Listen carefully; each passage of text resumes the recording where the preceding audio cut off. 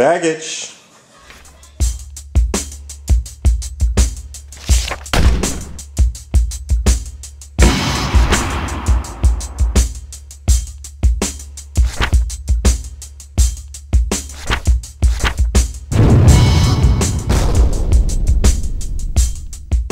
So this was a package from one Mr. Muhammed. I actually forgot who sent this. I'm not sure what their name is on Facebook or screen name on YouTube. I've been trying to figure it out, but I don't even remember. So whoever you are, please help me out so I could give you credit and link you and all of that good stuff. I truly apologize, but in here, I remember speaking to the person about this, but I just don't remember who it was. But this is a Showdown Wolverine here and a mispacked Ghost Rider bike in here or whatever, so I'm not sure if this is something that's kind of rare or whatever. I mean, these things happen sometime. It could just be a line error or whatever, but so this was in. He also sent a bunch of 3 3/4 inch Iron Man figures here. So here's 4. I couldn't really tell you which one each one is. I don't know which one this is on the far left. This looks like a more modern version, like the modern Iron Man armor, just a little redder. This looks like Extremis armor, I guess, and just some different color variations. These figures are actually pretty nice. And then here's 4 more. Looks like the Ultimate Iron Man armor on the far left.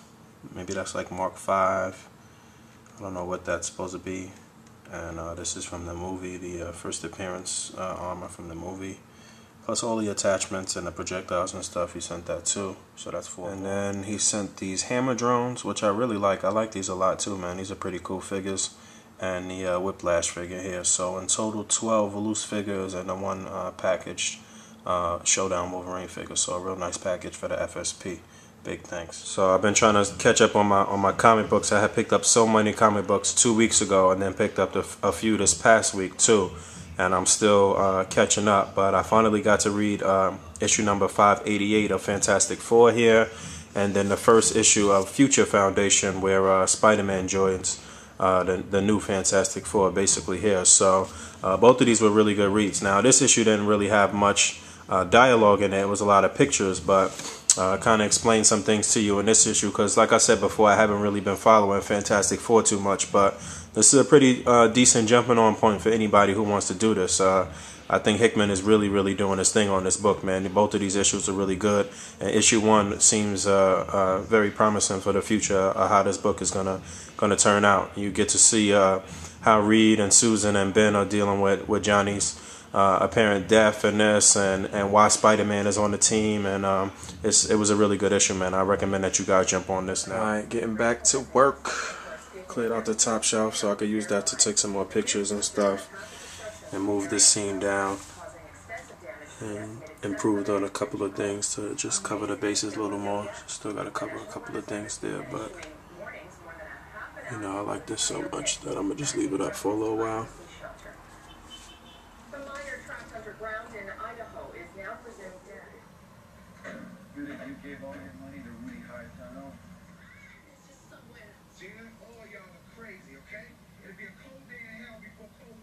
Strange coincidence right here. In the last episode of Meantime in Between Time, I talked about this current issue of X Factor 218, and I had got this issue of X Factor number 111 from many years ago as part of a donation for the FSP. But if you look, it's pretty much the same.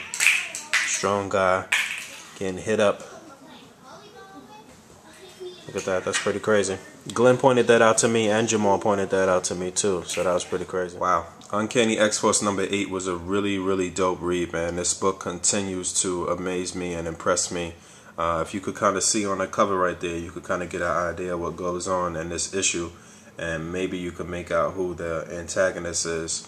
I would love to see Glenn do a custom of this guy too. I'm pretty sure he did the custom of him in his astral form or his telepathic form, but not in his human form. So this issue was great. I love the way they handled the telepathic warfare in this, and the way it was written, and it was very believable and real. And you got to see how Psylocke is continuing to help Archangel with his archangel persona, basically, and you really got to see how powerful Psylocke is and how she's a really, really essential piece to this team. You know, on the X-Men, they always have a good telepath on any decent team that they have, and she is really essential to this team. You get to really see her power set and her power level. I thought this was really well written. You see Deathlock make an appearance in this too. Looks like he's kind of hanging around with the team after helping them in the last arc. And this was just an amazing story right here. I love the way this is characterizing each character here, and I just think the writing is great. I think it's intelligent. I think it's witty. I think it's funny. I think it's just a great read, man. I would get on this. Oh, and one thing I forgot to mention, there was a pretty interesting revelation at the end of issue 7. And it looks like we'll be seeing Apocalypse again at some point. Alright, getting started on this, trying to finish up this idea that I started originally with these two guys. I'm going to do something else with these guys because it's just not enough space for that. I'm going to do something here. The Death of Spider-Man. So you see I already did that there. And I'm going to add them down here. And then I'm going to get this portal across here. Hopefully I could get Tone to make that for me. Get the flames on the side, but that's the beginning.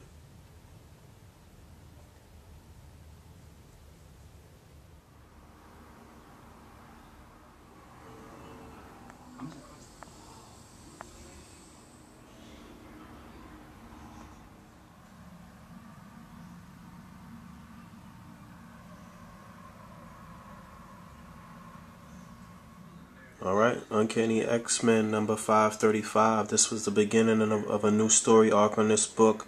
Got to see one of my favorite squads reassemble. We got to see the squad that was together on Josh Whedon's run of Astonishing X-Men get back together to face what was the main antagonist towards the end of that run. A guy named Krun, I guess is how you pronounce it, Power Lord Krun from a planet called the Break World. So we get to see a new threat, what looks like a new threat from the inhabitants of that planet. And so Agent Brand of SWORD calls on the X-Men and calls on that specific squad to come help her and figure out what's going on with this warship that's in Earth space, looking like they may be trying to take a shot at Earth. And she tells them to bring along Magneto, and so they got a pretty powerful squad going up there to see what's going on. I'm not a big fan of the art on this book right now, but this was written pretty well and I enjoyed this. We'll see where this is going to go.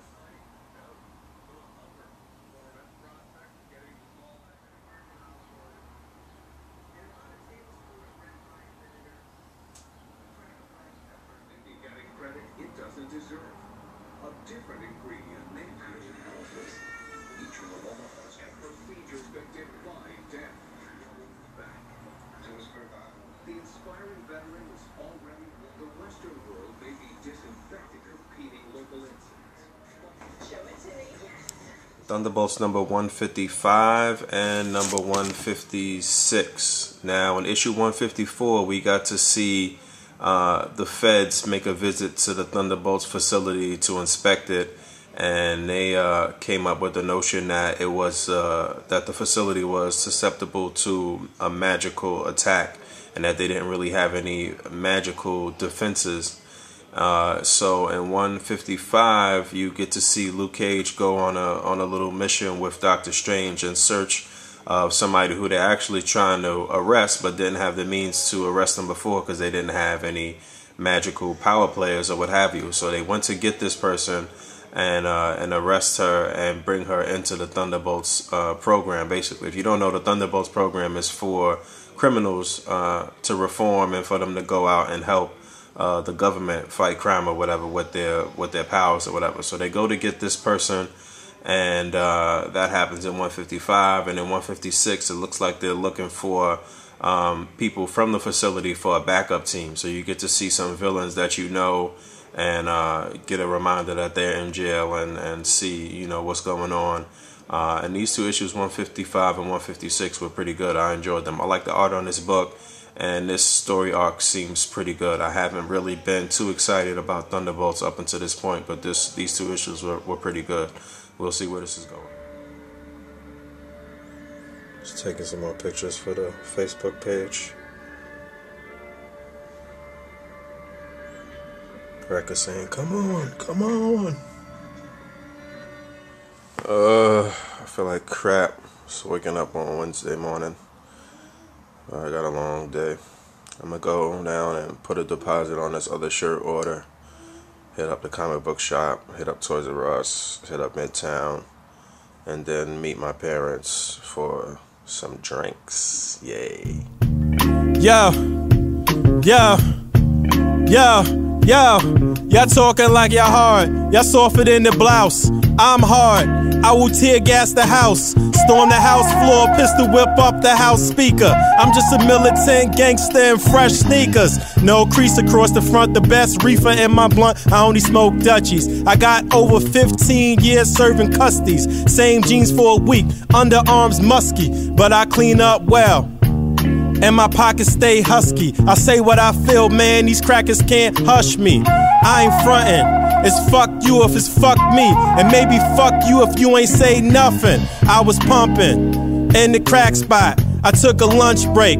I got a snack box, 3 wings, french fries, and a centerpiece. I bread is independent. These labels can't censor me. Do your research, it'll come to you eventually. Think about it sensibly, it's really not hard. It's obvious 9/11 was an inside job. Who's the enemy? Father God, give me the strength and the serenity to battle Uncle Sam. We beefing, cause I ain't cut him in on them grams. Now me and my mans, ballin' like the Lakers. Aaliyah rock the boat, Diddy rock the Vogue. Me, I rock the coke and get this tax-free paper. Cause 60 years ago, we couldn't be neighbors. They call my people coons. Then they take our tax dollars, put a man on the moon, while it's men on the earth with no food on their spoon. 60 years they spend billions up in space. Now once have they showed us a ET's face, a message, a glimpse of a craft. If they ain't find nothing, why they keep spending cash? NASA is lying, what they selling I ain't buying. They don't want disclosure, man, they ain't even trying. Get your ass up off the couch. Came back from everywhere, picked up a few things. I picked up this Stealth Iron Man and Sharon Carter 2-pack here because I need to give the female body and a Maria Hill head to my man Pharaoh Black. I'll keep the Iron Man for myself, and then I also picked this up for my man Pharaoh Black too. And then I got the another Red Wasp for my man Mr. Mad Gus, and picked up some comic books from Midtown. We'll talk about a couple of things. I picked up Uncanny X-Men 536. I talked about 535 earlier in this episode, and this picked up pretty nicely. This was pretty decent. It was we got to see Agent Brand a little bit more in this book, and she's starting to show up a lot of places. I like her as a character, though. I like her kind of snippy, sarcastic, kind of dry humor. She's a pretty interesting character, but we get to see Krun's some of his real plan kind of unfolding in this book right here, and he was able to take out a few people in Utopia towards the end of this book, and it looks like he is back to his villainous ways. It looked like he was looking, his people was looking for refuge. They were basically refugees, and Cyclops opened up Utopia to them. And now it looks like he's back to his villainous ways, so we'll see what happens with that. Then I also picked up Avengers 12.1. This was a real dope issue. We got to see Agent Brand appear in this book as well. I don't think I mentioned this before, but Agent Brand is the director of SWORD. And SWORD is an agency similar to S.H.I.E.L.D., but they deal with extraterrestrial threats to Earth, whereas S.H.I.E.L.D. will deal with threats from within Earth to Earth, basically. So Agent Brand comes to the Avengers and explains to them that she has sent Spider-Woman out on a secret mission to check out this extraterrestrial energy source, but Spider-Woman came up missing. She never returned. So basically they were trying to put together a search party to go look for her. We also see that Steve Rogers is finding out about SWORD for the first time, because remember, he wasn't around during the whole secret invasion, and he didn't really, he doesn't know about a lot of things that have happened in his absence. So we see the Wizard and the Intelligentsia appear in this book, and we see a long-time reoccurring Avengers foe pop up towards the end of this too. And I like how they handled certain things with continuity with the kind of recent things that have happened with this foe, and things that have happened even early on in this book. They basically some things that happened early on in this book are coming to pass now, and coming back to haunt the Avengers. So this issue was real dope. There was actually one funny part that I want to point out, and then one thing that I thought that they kind of dropped the ball on, though, even though overall this was a good issue. So bear with me, my camera's shitty, you know that. But by the way, SWORD is Sentinel World Observation and Response Department. That's what the acronym stands for. So we get to see Beast also kind of vouch for Brand, because if you don't know, Agent Brand and Beast actually in a relationship, have been in a relationship for a while. And he also proclaims to Steve Rogers that he's an agent of SWORD as well. And then the funny part that happens is Steve Rogers is like, all right, is anybody else an agent of a clandestine specialized covert operation, and forget to bring it up to me? And Spider-Man's like, I'm a level 27 rogue on World of Warcraft. Does that count? I thought that was really funny. And then what was even more funny was that Steve Rogers was like, what is that? Because, you know, he's kind of out of touch with modern things, and I just thought that was real funny. I thought that was great writing right there by Bendis. But the one thing that I think they dropped the ball on was that when, you know, everybody was proclaiming that they know about SWORD or know anything, for that matter, Wolverine didn't say anything about knowing Agent Brand. I thought they should have made that sort of connection there. It wasn't really clear that he knew her. I mean, they worked together during the whole Break World incident, which is something that's unfolding in Uncanny X-Men again right now too. And I mean, they pretty much saved the world together, the X-Men and Agent Brand, and I think they kind of dropped the ball on not really making that particular connection, unless it was just something that was supposed to be secret. But I don't know. But overall, this was an excellent issue, though. I really enjoyed this. And I picked up New Mutants number 24, which is part 6 of this Age of X story that I've been telling you guys about. Didn't read that yet.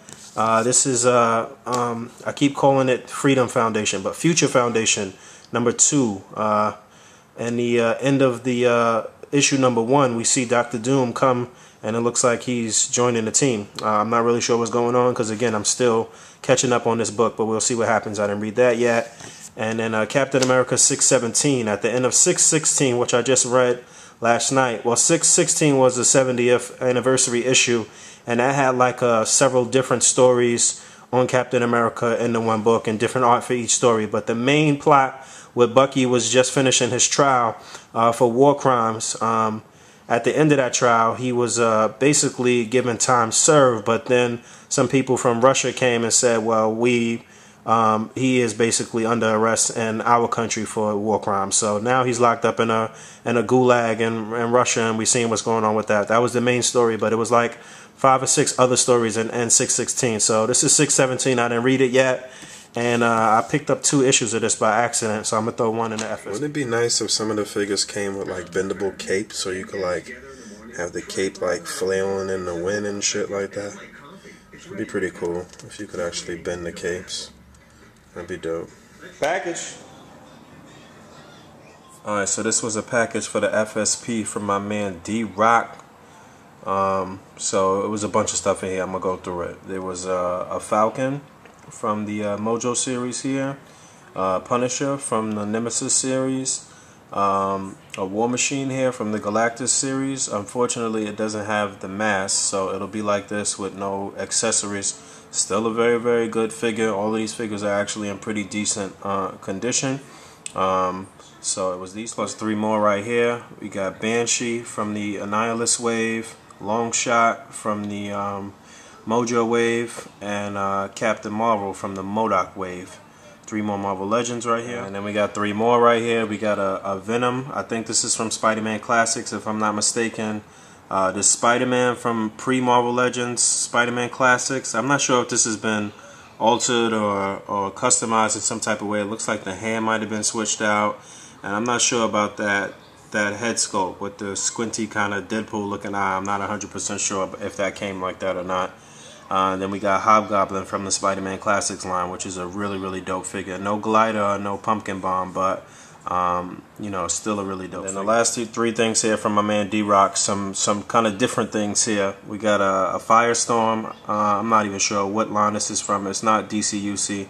And then we got this Spider-Man here, which I've never seen before. It looks like it's like a 7-inch figure though. Limited articulation, but he looks cool. And then this Spider-Man Transformer thingy here. So 3 more. And then finally, within the same package was this in-package 3-pack from Marvel Universe. This was from my man G, who's a friend of drezrock. Now, if you remember at New York Comic Con 2010, it was myself, it was D-Rock, it was Charles Dukes, it was Danny LeBlanc, and we was all hanging out. And D brought along his man G, and that was the first time that I met G. And since then, G has become a part of the Marvel Legends, Marvel Universe community on YouTube.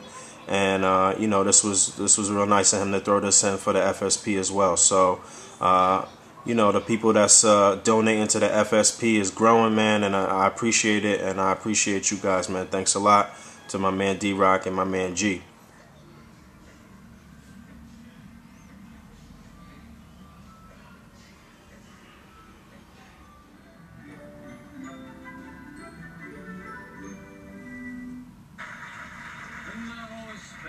St. Patrick's Day performance brought to you by Guinness and Van Morrison.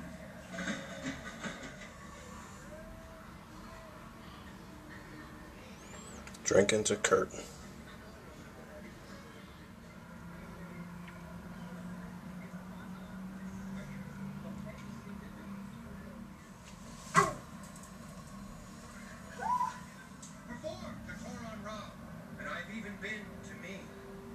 Mr. Jobs, you have done so much for the world. You have helped connect everyone to each other. Give somebody else a chance to speak with the man upstairs. Would you like to bark a few words?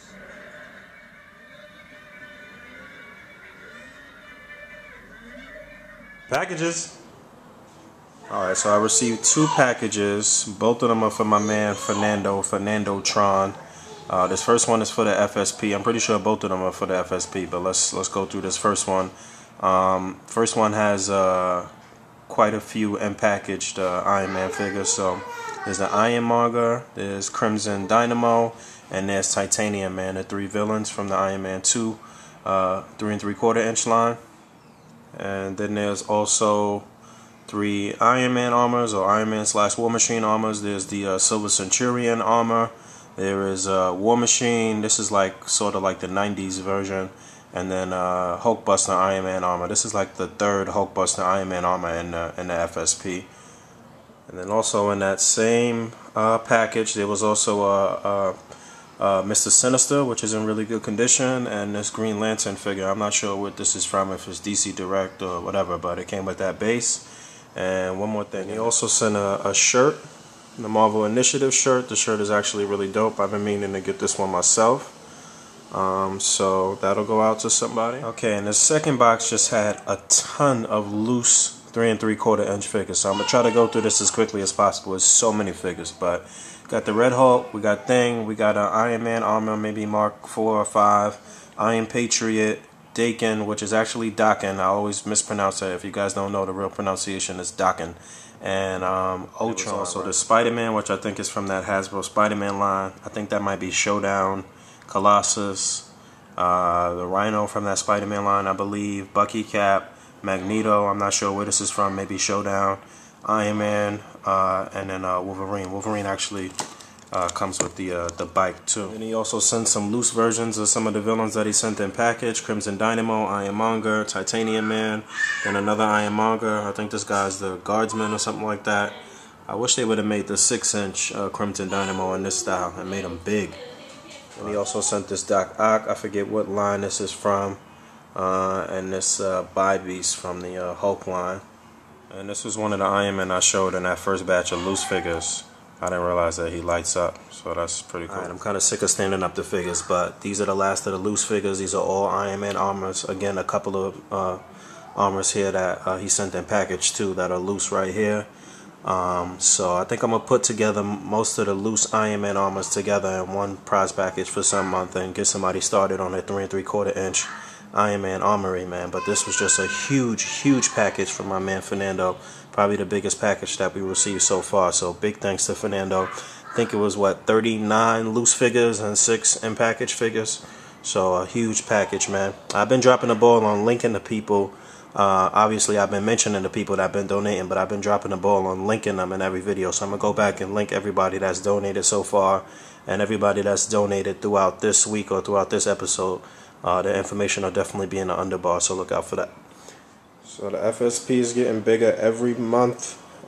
Again, like I said, for May, I'm going to definitely give away multiple items, being that it was such a good month and so many things got donated. I'm still waiting for a couple of more packages too, so maybe I'll wait a couple of more days before I do this next drawing, but it should be a really nice prize package for May too. It's just a very small amount of wax in the palm of the hand. This originally was a lightsaber from a Star Wars figure. Just broke it off basically. Just a little small amount of wax on the hand. And stuck the beam in there. There you have it.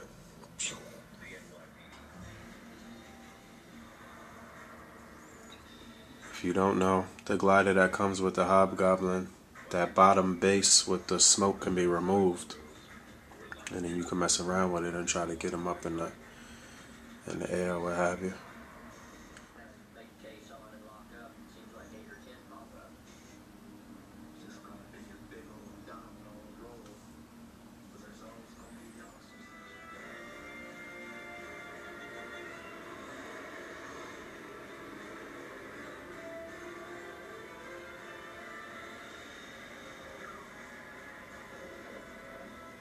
So this has been another episode of Meantime in Between Time. Please rate, comment, subscribe.